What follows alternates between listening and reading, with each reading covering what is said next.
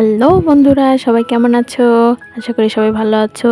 আল্লাহর রহমতে আজকে আবারও একটি নতুন রেসিপি নিয়ে হাজির হলাম। চলুন দেখে আসি আজকের রেসিপিটি। একটি পাতিলে 2 কাপ চাল, 1 কাপ ডাল এবং অনেক পরিমাণের মিষ্টি কুমড়া কেটে নিয়েছি। এরপর সবগুলো মিষ্টি কুমড়া দিয়ে দিব। আপনারা চাইলে বিভিন্ন রকমের ডালও দিতে পারেন। এরপর পেঁয়াজ বাটা, রসুন বাটা, আদা বাটা, জিরা বাটা সবগুলো একসাথে বেটে দিয়ে দিয়েছি। এরপর হলুদের গুঁড়া 1/2 চামচ, মরিচের গুঁড়া 1.5 চামচ, ঝালটা আপনারা আপনাদের পরিমাণ মতো দিয়ে নেবেন। এরপর 1 চামচ লবণ এবং পরিমাণ মতন তেল দিয়ে ভালো করে খিচুড়িটাকে মেখে নেব। এরপর পরিমাণ মতন পানি দিয়ে চুলায় বসিয়ে দেব। খিচুড়িতে পানির পরিমাণটা একটু বেশি দিতে হবে। এরপর চুলায় ভালো করে বলক উঠিয়ে নেব। এরপর একটি হাতার সাহায্যে ভালো করে খিচুড়িটাকে নাড়া দিতে হবে যেন নিচে না লেগে যায়। খুবই কম মশলা দিয়ে এই খিচুড়িটি রান্না করা হয়েছে।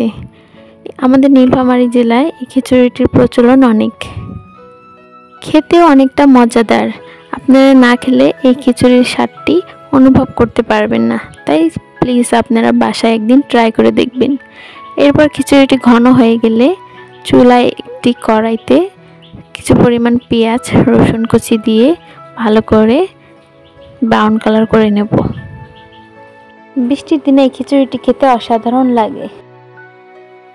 পেঁয়াজ রসুন হালকা ভাজা হয়ে গেলে এর মধ্যে কিছু পরিমাণ আস্ত গোটা জিরা এবং কিছু কালো জিরা দিয়ে ভালো করে ভেজে নেব। হালকা ব্রাউন হয়ে গেলেই এগুলা খিচুড়ির মধ্যে ঢেলে দেব। এই প্রসেসটির জন্য খিচুড়ির একটু অন্যরকম স্বাদ বাড়িয়ে দেবে।